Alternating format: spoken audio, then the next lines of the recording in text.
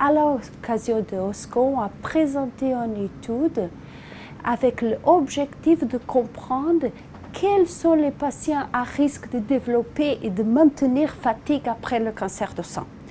Notre étude, en utilisant des méthodes d'intelligence artificielle, a été capable de trouver un modèle génomique avec la capacité d'identifier de nouveaux mécanismes biologiques qui peuvent être associés à la fatigue cognitive. C'est la première fois qu'un modèle basé sur l'intelligence artificielle que nous apporte des connaissances sur un domaine de la fatigue après le cancer. Pour faire ça, on a utilisé une grande base de données qui est Canto.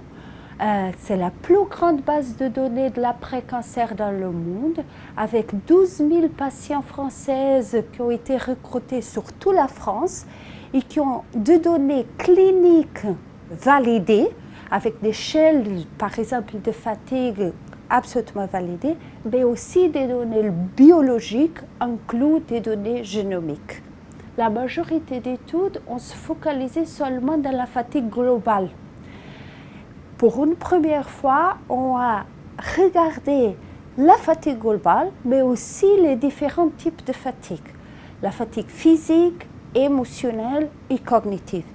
Et les résultats positifs ont été surtout sur la fatigue cognitive.